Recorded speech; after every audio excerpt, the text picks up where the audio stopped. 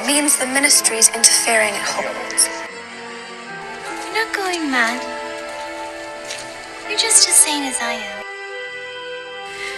I must not tell lies.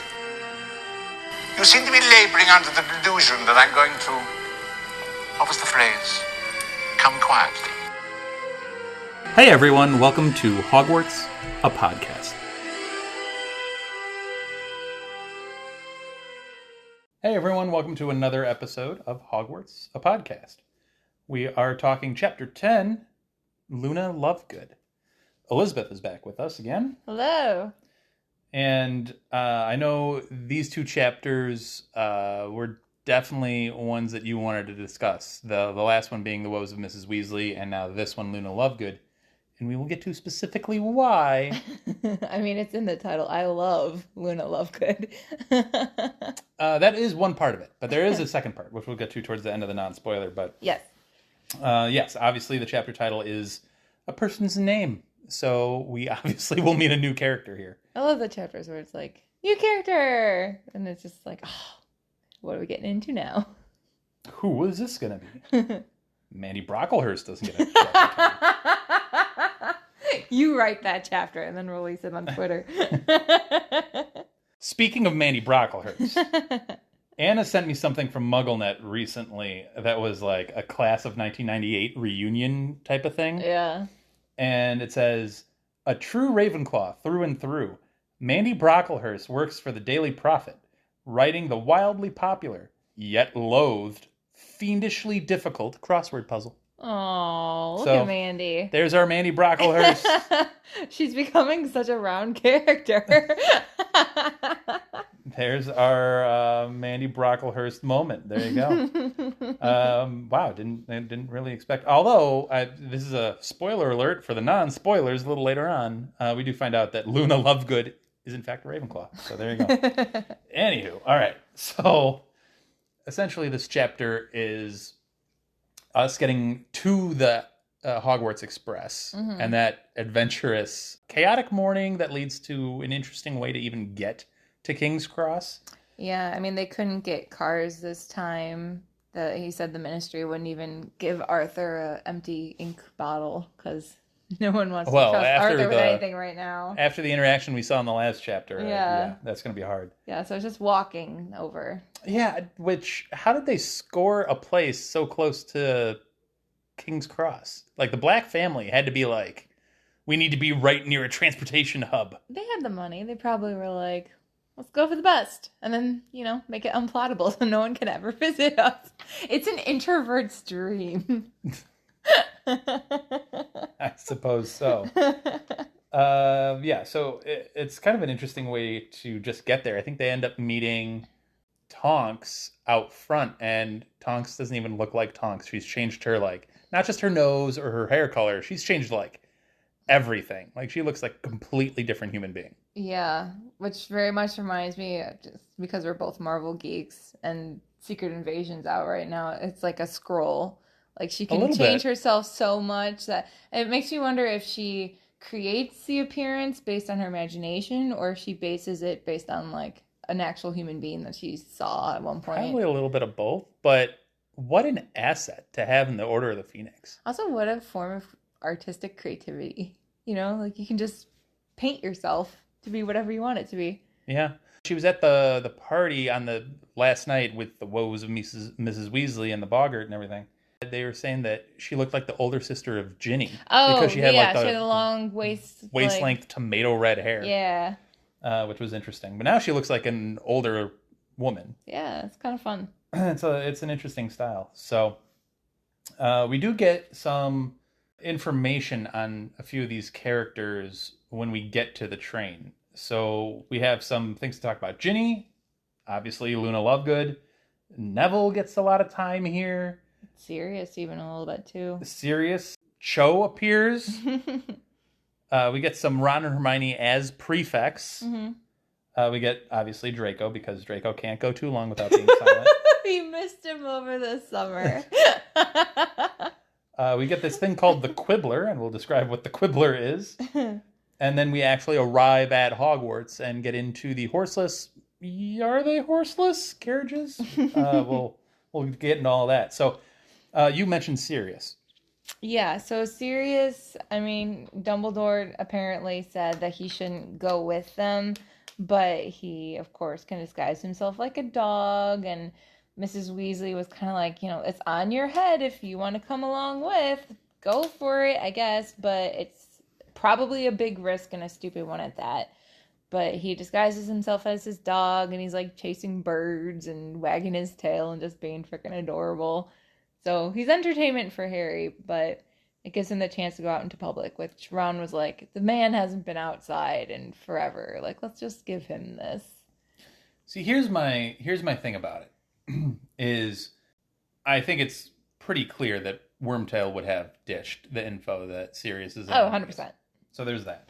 But also, you're going with Mad-Eye Moody, who doesn't change his appearance at all that we know of. Well, didn't Mad-Eye go off to take care of the luggage? Was he walking with them? He's in the vicinity. Okay. So, I mean, if he's in the vicinity of King's Cross on the day that the Hogwarts Express is leaving. Oh, your point being he could protect and, like, keep an eye out for things?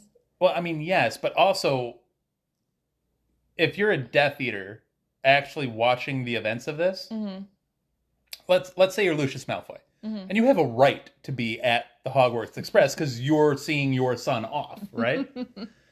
Like, if you're Lucius Malfoy and you're just sitting back and you're like, okay, so that's obviously serious. Right. Okay. Oh, wait, there's Moody over there. Like, you're getting a scout of their entire protection. Yeah. You know what I mean? Yeah. Like, and who's really involved in the watching of Harry Potter? The only one that actually does disguise well at all Tonks. is Tonks. Like, I'm thinking, shouldn't you orchestrate this better to disguise your protection plans, or who's even protecting him, or where some of these people are? Well, I'm pretty sure, like, yeah, Moody's in the vicinity, but he was in charge of taking care of the luggage. We don't know how he got the luggage over, if he, like, rented a car or did some magical whatnot to transport it. But you're right, like, I mean, obviously we associate the Weasleys with Harry. They usually deal with him. It seems suspicious anyway. that Harry would show up with an entourage, is essentially what I think it's more suspicious that he would randomly show up with a dog that he's never shown any indication of owning. And those who know him would know well enough that, like, the Dursleys probably aren't going to have an animal, have a pet to come with. But to be fair to Sirius, he does have the disguise, and it's not like he doesn't want to be sitting at home while they go off to the train. He is acting like a dog as well. Yeah. The only time he doesn't is when he, like, gets up to put his paws on Harry's shoulder, which dogs do that. Yeah, like Mrs. Weasley yelled at him, but it's like, I mean, yes, we know it's him trying to hug him because he wants to hug him, but yeah, dogs jump up all the time. But here's the thing that I think Mrs. Weasley might have taken it, like, the whole time he's, I think they say lolloping along beside them, chasing his tail. He's literally just being goofy for the sake right. of Which that could be any dog. Yeah. Here's the thing, though, it's like that uncanny valley kind of thing of like, okay, dogs jump up and put their front paws on your chest, your stomach, your shoulders, what have you. But there's that uncanny valley where it's like, usually the dog's not like looking right at you eye to eye, or like there's that. Well, that's not exactly how a dog. Well, it was the same with like McGonagall when she was in cat mode, and the Dursleys were like, "That's strange behavior, weird behavior for a cat." It exactly. seems unnatural, which does make me wonder, like when like an animagus becomes their animal form, like how much of that form is still their human self versus how much does the animal behavior kind of take over and like become the dominant personality. I don't know. I'm just curious. There's got to be some crossover there, but like you go from human mode to animal mode, so then animal mode is like, yes, you should sniff your butt and like chase your tail and maybe you're just whatever. Maybe you're just inclined with some particular like you're just seriously like squirrel and just like running off. assholes get back here. And then the squirrel's also an animagus, and that's like a whole... Well, that gets complicated.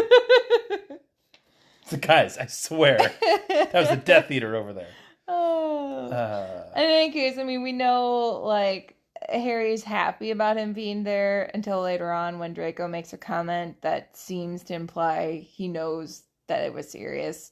Which, you're right, Lucius would have recognized it and obviously told his son, because Draco must, as much as he's like, my father must hear about this, he's like, my son must hear about this. Well, he's sending him newspaper clippings all for the collaging. time. Yeah, so, you know, Malfoy made a comment about dogging, and Harry and Hermione both catch on to that, but that's, of course, later in the chapter. Yeah, we're getting a little ahead of ourselves. There's a little bit, not a little bit, there's a lot more of Ginny in this chapter. Keep in mind, we have barely heard a peep out of Ginny through book 3 and book 4. Right. She got a little bit of some shine around the Yule Ball in book 4, but other than that, it was very quiet. She's relaxed a bit around Harry, I think, because, I mean, in book 2, obviously, like, I mean, she was sending him secret valentines and sticking her elbow in the butter whenever he's around, and Blushing immediately, being so tongue-tied, and I forget which twin it was. I was like, you know, it's so weird for her to be quiet. Like, that's just not her personality. So clearly at least 2 years worth of hanging around Harry has helped her chill a little.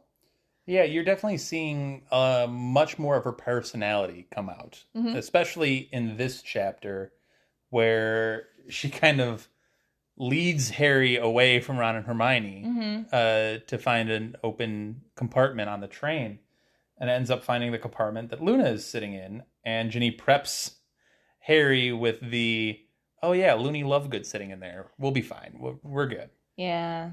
And, you know, we can get into that in a second. But throughout this scene, if we're just taking this compartment scene, just for Ginny, you know, a lot more laughter, a lot more... She takes charge of stuff. I mean, like, she takes charge. She just, like, cleans up this stink sap, like, you're seeing, no problem. Whatever. Yeah, along with her personality, you're also seeing a little bit more of her magical talents come through. And keep in mind, she is a Weasley. Her family is quite talented. She included. This is so... Yeah. And you're starting to see a little bit more of that with the Scourgify spell that she uses. So she does interact with Luna in a very interesting way. Yeah, she said she's of her same year, just in Ravenclaw. And the fact that she calls her Loony... Not to her face. Not to her face. So to her credit, she's not, you know, being the calling weird Barbie to her face. But it's just like... it's a little cringy because you know that she's heard it so much from probably other people too, that she's also using this nickname that is demeaning. But from the description of Luna, Harry said it quickly became clear why people call her Looney Lovegood.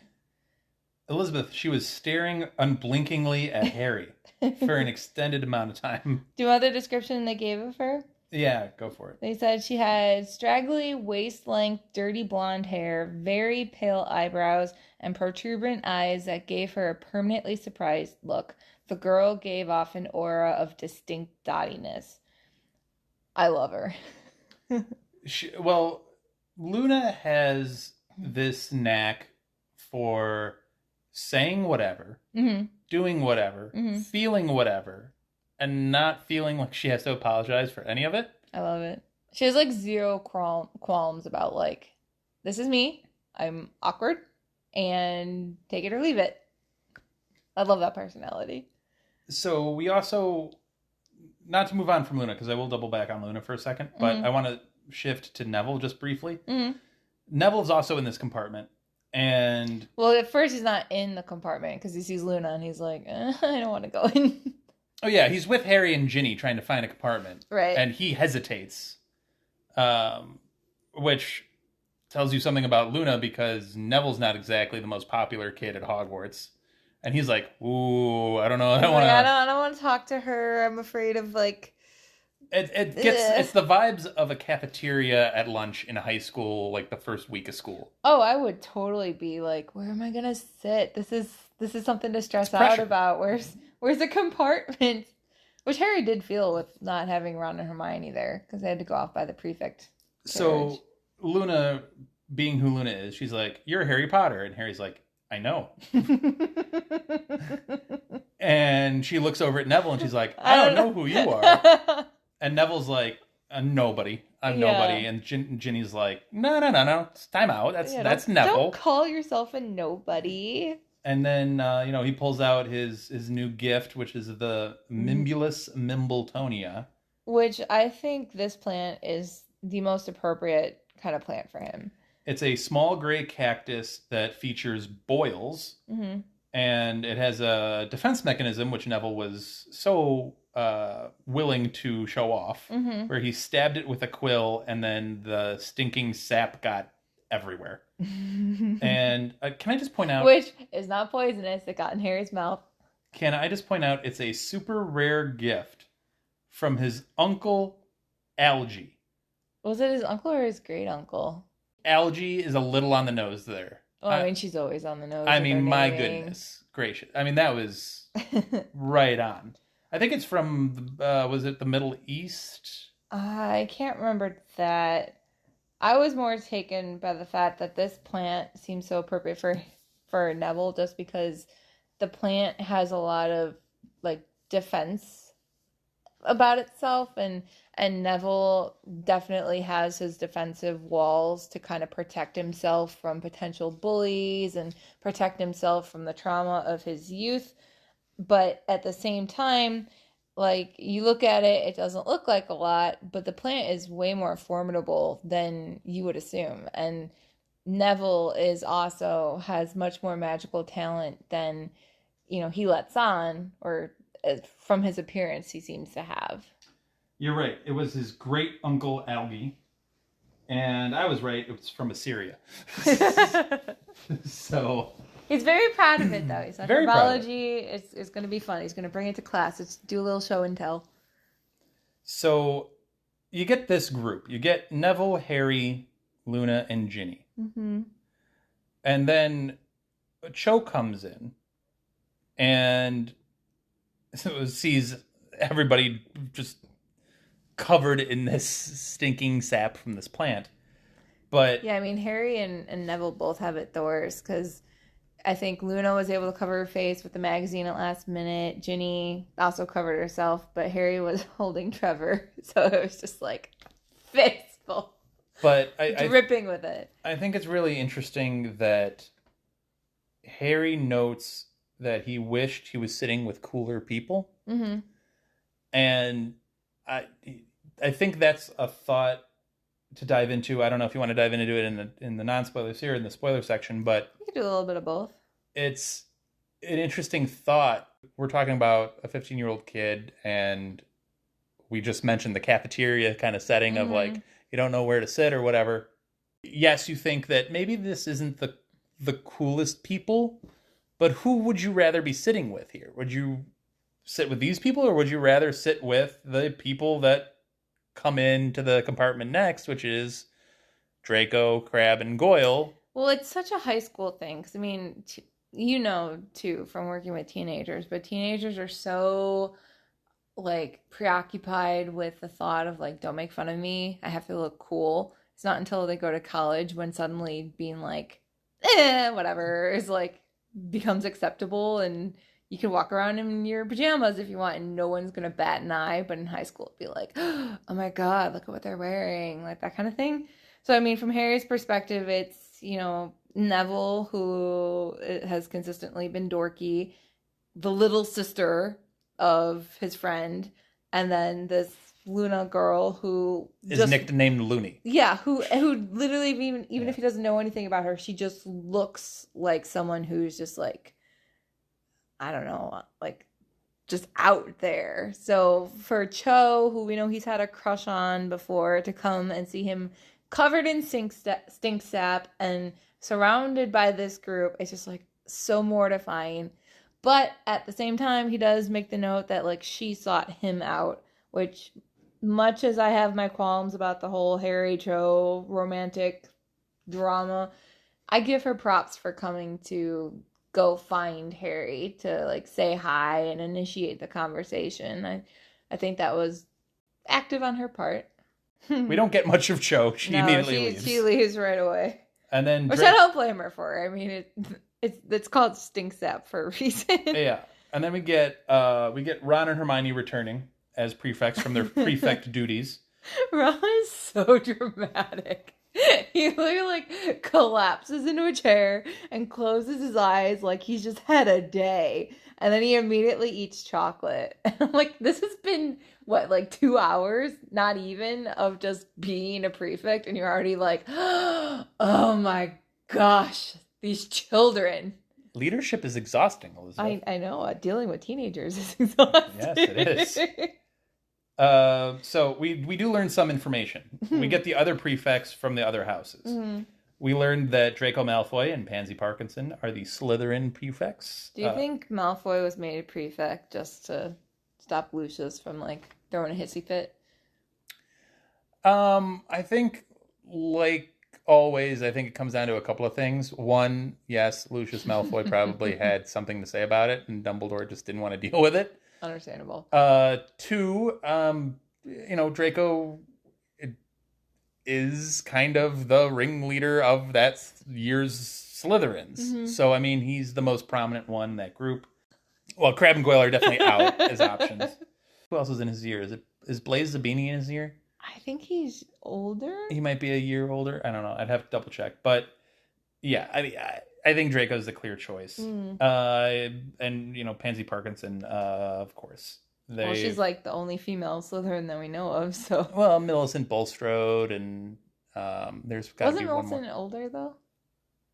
Maybe. I can't remember the years specifically. Basically, we're going back to Jen's point of the fact that there are not enough Slytherin there aren't out there. To all of our points, there aren't enough other students mentioned other than Gryffindors. Yeah. We know a billion Gryffindors, and we barely know any of these. Yeah. For example, I'll get to the others. We do know Ernie Macmillan and Hannah Abbott from Hufflepuff. We don't know much about Hannah Abbott, though. We haven't heard that much. Ernie Macmillan caused a whole uproar because... He was the one that was like, it's Potter. He's the heir of Slytherin. Right, in the Chamber of Secrets book.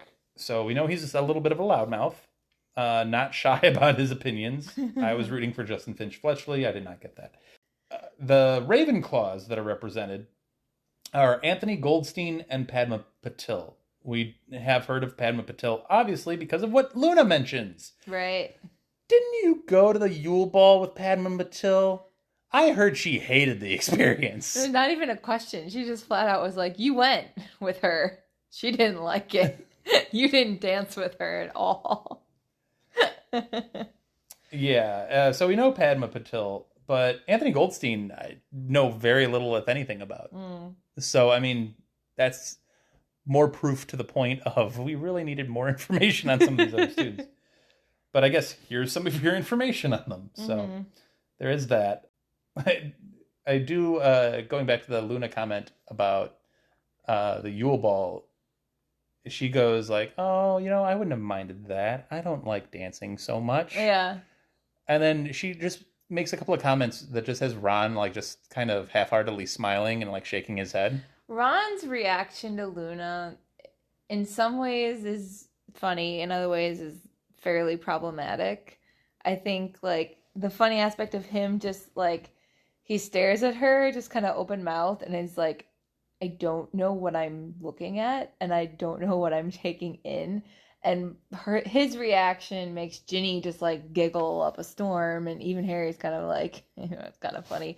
But at the same time, it's like he's showing that same quick judgmental tendencies that he's had the entire series. I mean, like how he judged Hermione from the get-go, and like how he sometimes reacts to people that are different from what he's used to. It's always, for Ron, it seems like he has to warm up to somebody and kind of reassess his perception of what's cool or what's normal. Honestly, I think this is a pretty good reaction from him. because some of the other interactions that you've mentioned, he was mean. Yeah, he was brutal. To Hermione. Yeah. Like, just mean. And here, he's not mean, he's just kind of like... He's dumbfounded. A little bit. But that's not a bad reaction. No, it's just a little bit like... I mean, Luna very clearly does not socialize in a neurotypical way, which we can get to more in the spoilers, but it's very much like, you know, Ron clearly has never interacted with somebody like this before, and his social graces usually are limited to a point, and dealing with someone like Luna, it's kind of just like what am I looking at? And Ron very clearly shows that thought on his face. Well, it's not just Luna as a person either. She's also reading this magazine upside down. And this magazine is called The Quibbler. And... What a great name for a magazine, too. It is a good name for a magazine. So it's essentially anti-programming to the Prophet. Yeah. It's like whatever the Prophet is, the Quibbler is going the exact opposite direction of it. It's full of like conspiracy theories and fringe ideas. It reminds me of when I was little and at the grocery store, and you'd see those like black and white newspapers with like Bat Boy and whatever like pictures on the front cover. You remember those? Mm-hmm. Reminds me of that. Yeah, I like the idea that there is counter programming, mm-hmm. because there should be. The Prophet shouldn't be your only source of information. Granted... No, we got a monopoly bust. Right. That being said, some of the thoughts in the Quibbler are... I feel like they're really close, and then they just take a left turn randomly. And I'm very quickly, too. And aggressively. I mean, there was like the Fudge article that was saying he was a goblin hater and talking about like smashing their bodies and wasn't like grinding their bones and putting it in the bane of goblins or something like that. Yeah, like baking cakes out of their bodies or something like that. And the funny one though that caught Harry's eyes was the Sirius Black one. Do you mean Sirius Black, aka Snuffles, aka Stubby Boardman? Apparently he has a musical career we had no idea about. This is Harry assumes that this is the article that Kingsley was talking about in his office with Arthur, that hey, Sirius might want to take a look at this. Could you imagine being serious and seeing that and just like let her just laugh for hours? Like, this is so ridiculous, but it's so funny. I love how the Quibbler does try to get interviews with people to substantiate some of their stories. Yeah. And... But the people are so out there. Yeah. I mean, the woman said that obviously this is Stubby, not serious, because they were having a romantic candlelit dinner that night. So, there you go. Yeah. It's interesting. We do learn, however, that Fudge became Minister of Magic literally 5 years ago, as this storyline started back in Sorcerer's Stone, which I think is an interesting point to note. We also learned that Luna's father is the editor of the Quibbler. Which we only learn because Hermione does a very big foot in the mouth moment. Yeah. She calls the Quibbler rubbish, says everyone knows that. And Luna's like, excuse me, my father is the editor. And then she immediately grabs her Quibbler back and turns it upside down again, which, according to the chapter, was because there was a spell you could figure out if you turned it upside down about turning your enemy's ears into kumquats. So clearly, because of that insult, Hermione is now enemy number one. She should be careful about her ears.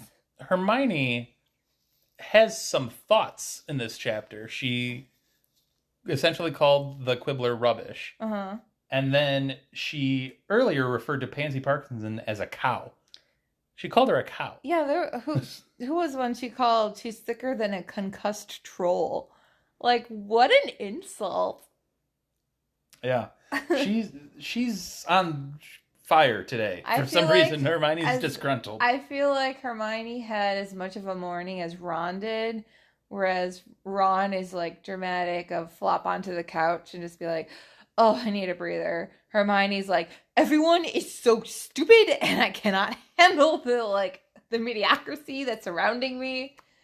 I'm probably a combo of the two at the end of the day. Speaking of idiocracy surrounding someone, we get Crabbe and Goyle's appearance with Draco. What a transition. Thank you. And segue. And Draco, like you said earlier, mentioned the dogging comment. Right. Which only Hermione and Harry picked up on, and they shared anxious glances. Yeah, I mean, Malfoy also is bragging about the fact that he's a prefect and Harry isn't. And he's like, touchy subject that Ron beat you out. But I do agree. I think that the dogging comment was the real reason why he stopped by. Yeah, I think that's the reason he wanted to just take a shot at Harry there. Mm-hmm. We get to Hogwarts, and we find that Hagrid is not here. Professor Grubbly Plank is taking over his duties, shuffling the first years onto the castle. Mm-hmm. Which, of course, he's concerned about, because Hagrid is home for him. Like, literally the first person to introduce him to the magical world not being here is scary. Sure. Especially, going so long without him, and there's been a lot going on. So, and he was also almost expelled from Hogwarts. And More in common. Yeah. So anyway, they end up getting shuffled towards the carriages that'll take them up to the castle. Mm-hmm. And Harry notes that what he thought were horseless carriages now have these things attached to them. And he wondered why. They can move by themselves. The description of these creatures are great. It says, there was something reptilian about them. They were completely fleshless, their black coats clinging to their skeletons, of which every bone was visible. Their heads were dragonish, and their pupilless eyes white and staring. Wings sprouted from each with their vast black leathery wings that looked as though they ought to belong to giant bats. The creatures looked eerie and sinister. Creepy. Very creepy. And Harry's noting this, and he's trying to get Ron's attention. Mm-hmm. And be like, dude, do you see this? Mm-hmm. See what? No, the thing that's right in front of you. And right. then he literally places him almost nose to snout with this thing. And then Harry's like, oh, maybe he can't actually see it. Gee, you think? I mean, Harry has had the experience of people not being able to do the things he's done, like hearing snakes. Right. So at least he caught on to the fact that, like, oh, okay, you're not messing with me. This is not just a stupid joke. Like, you literally cannot see this. Why? However, someone can. Yeah. You have the quotes as to what this interaction is? Luna, she said, it's all right. You're not going mad or anything. I can see them, too. They've always pulled the carriages. Don't worry. You're just as sane as I am. You might remember that quote from somewhere. Where might you have heard that quote before? I don't know. It was a good one to put into the opening sequence. I like it a lot. It's not reassuring for Harry, though. It is not reassuring for Harry. Everything Luna has done up to this point does not reassure him. With that, we are going to put a pause on the non-spoilers, and Elizabeth has a lot to say about these interesting creatures carrying the carriages to the castle. So we will take a pause, and we will be right back with the spoiler section. When you need mealtime inspiration, it's worth shopping Kroger, where you'll find over 30,000 mouth-watering choices that excite your inner foodie. And no matter what tasty choice you make, you'll enjoy our everyday low prices, plus extra ways to save, like digital coupons worth over $600 each week. You can also save up to $1 off per gallon at the pump with fuel points. More savings and more inspiring flavors make shopping Kroger worth it every time. Kroger, fresh for everyone. Fuel restrictions apply. All right, so we are back with the spoiler section of Chapter 10, Luna Lovegood, and we will just pick up right where we left off with the... Creepy creatures? The creepy creatures carrying carriages. You're welcome. Good job. You're welcome. This is where I take a step back and let Elizabeth go. Well, we know what kind of creatures they are. They're thestrals, which are my absolute favorite magical creature. I love them so much. Why, Elizabeth? Well, okay. So the thestrals, we know, the reason why Harry couldn't see them before is because the only way you can see a thestral is if you have seen death and understood it, which I know in the fandom there's been times where people are like, well, he saw his parents die, like, shouldn't he have seen these the entire time? He was a baby. He didn't understand death. That's the loophole they're giving as to why he couldn't see them. But we know there's several characters who can see them. We know later on, like, obviously Luna can see them because her mom died. Neville can see them. He saw, I think it was a aunt or uncle that he saw die. I can't remember exactly. Obviously Hagrid can see them because he later introduces them in Care of Magical Creatures. But a lot of the students can't, which, to be fair, is a good thing that they haven't seen death and been traumatized by it. But the reason why I love them so much, I mean, yes, they have the creepy exterior, but later when we see them helping Harry and the gang navigate their way to the ministry, like, they're just little sweethearts. They're just like, like rummaging around in the garbage and just like licking the blood off of Harry's face and just being like adorable little cats or dogs or something like that. I don't know.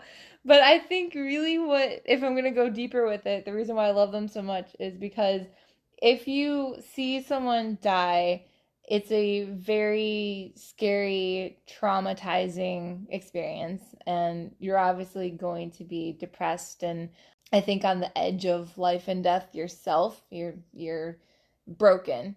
And I think in times like that, it's most important for people to have someone with them to like help them navigate through that, difficult time.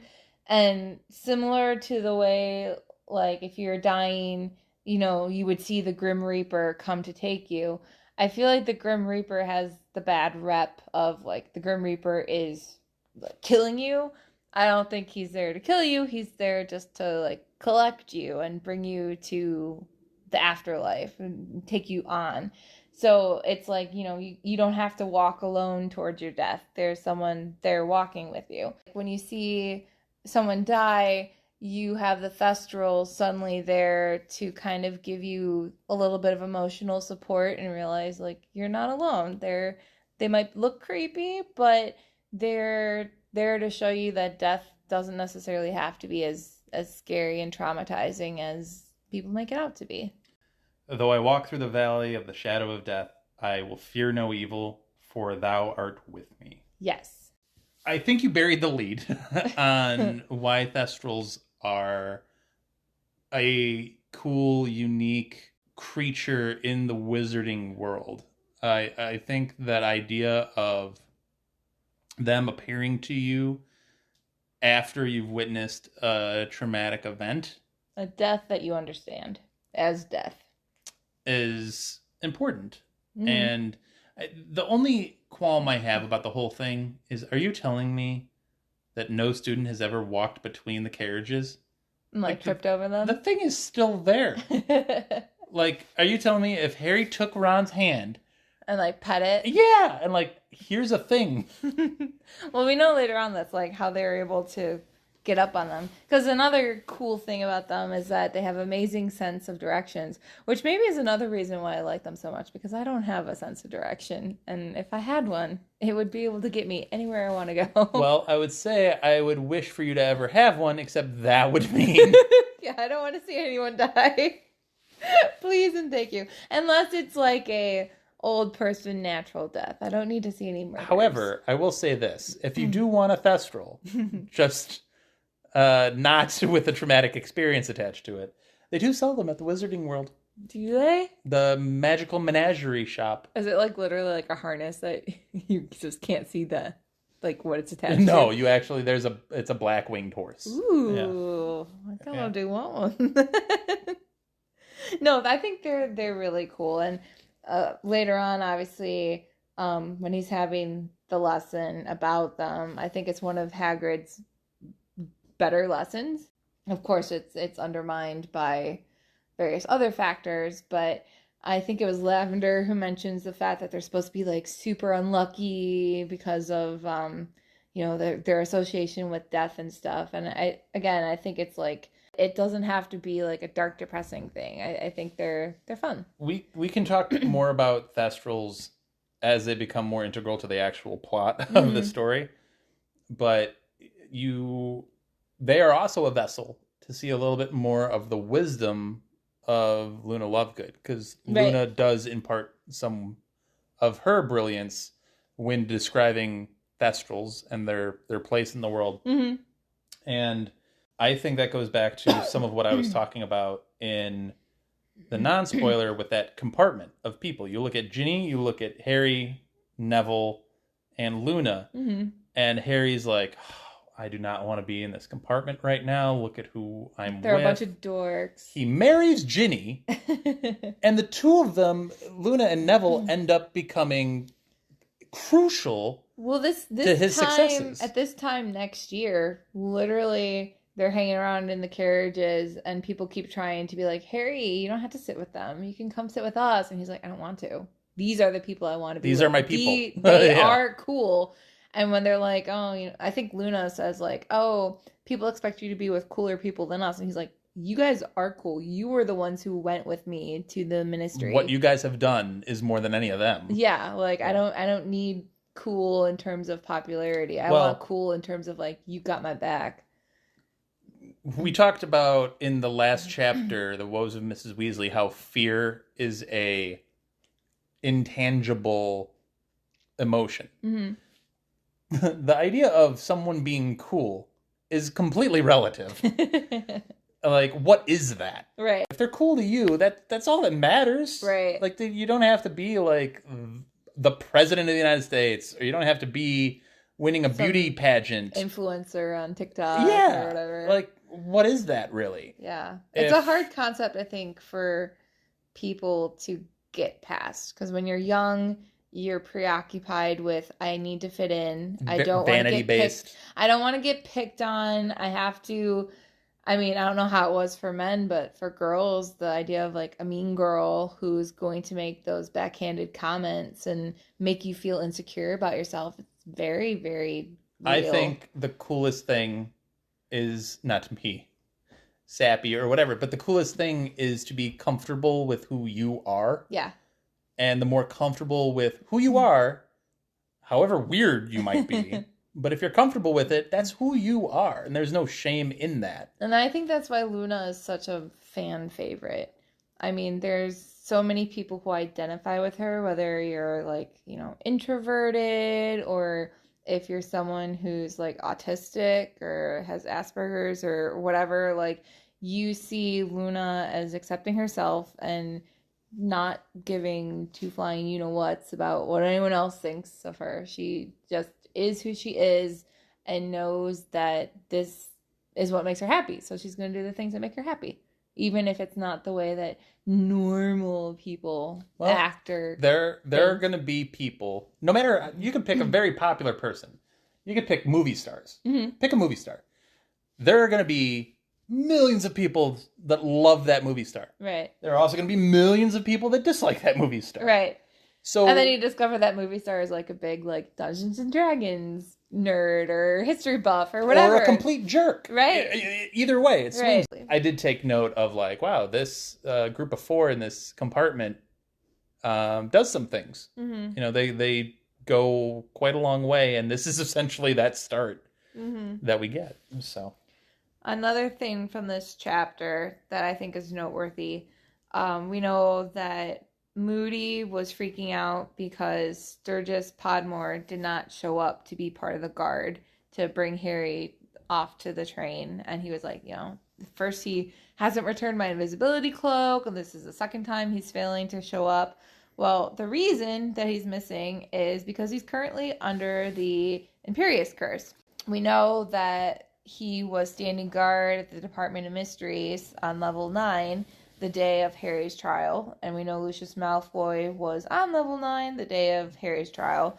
So on that day, Lucius Malfoy put him under the curse, and then today, August 31st of, going back to school, he was forced to break into the Department of Mysteries at 1 a.m. to steal a prophecy, and we later find out because of that, he was sentenced to 6 months in Azkaban when he was caught. Thankfully, he didn't say why he was there. He didn't give a defense of himself because that would reveal the order and whatnot. But yeah, there's a reason for his absence. He does end up returning to the Order after his stay in Azkaban.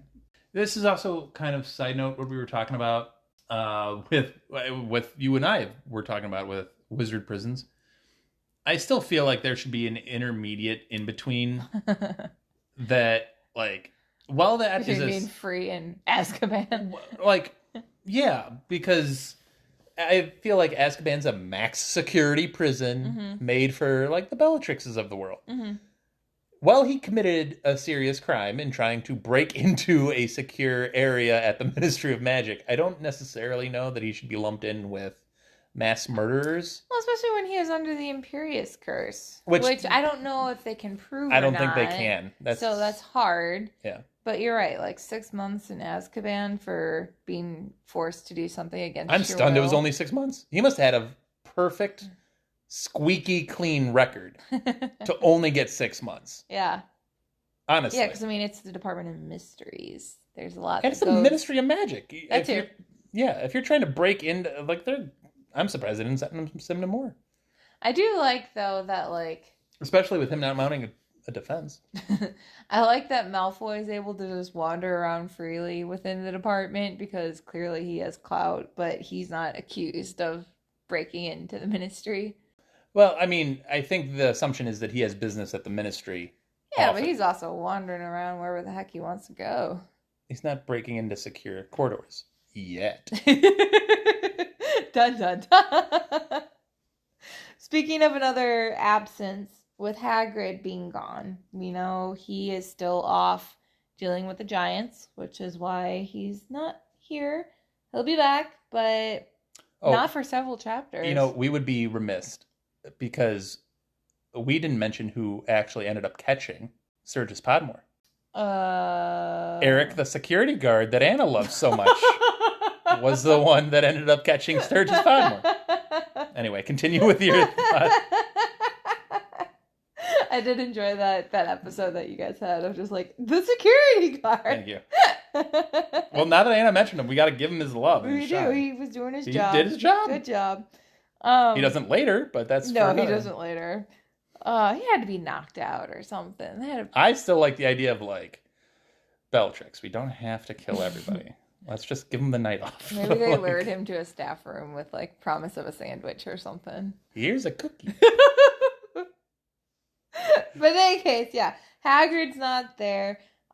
We know he's off dealing with the Giants and trying to not get murdered by them, but also, extend the arm of friendship from Dumbledore and try to get the Giants on their side, which ultimately, of course, does not work.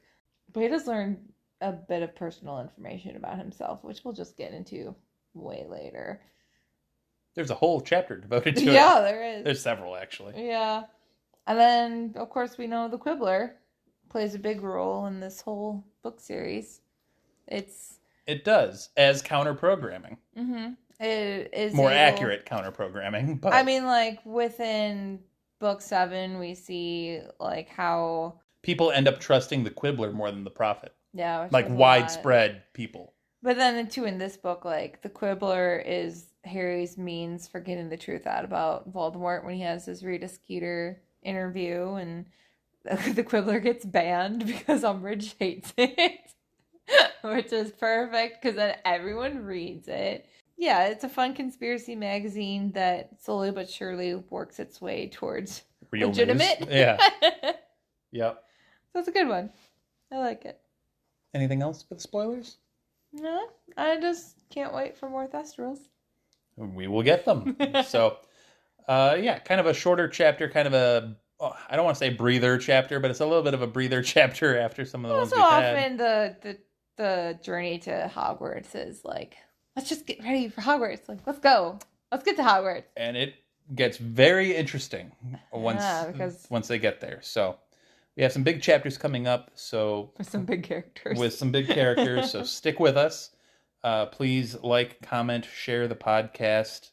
We really appreciate all of that support. If you look on Spotify or wherever you get the podcast, Google, Apple, You will notice a support the podcast link, which you can use to make donations financially to the podcast, which will really, really help out because this is a lot of time and effort put in. You also notice some polls.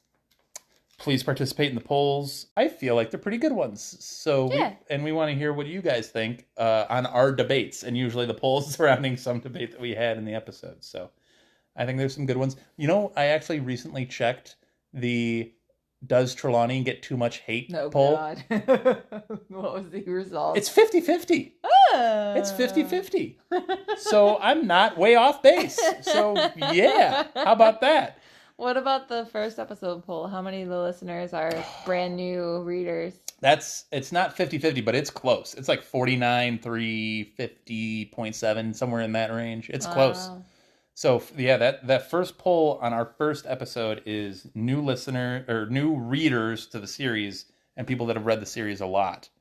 And it's stunningly close, which is cool, I think. It makes me happy people are both rereading and discovering it. Yeah. Yeah. So participate in those so we get to know what you guys think of the books, our debates, the podcast as a whole. And we will be back next week with Chapter 11. Thanks for listening. Bye. Thank you for listening to Hogwarts, a podcast. If you like what you've heard, please click the subscribe button on your preferred podcasting app and follow us on Twitter and Instagram at Hogwarts a Pod.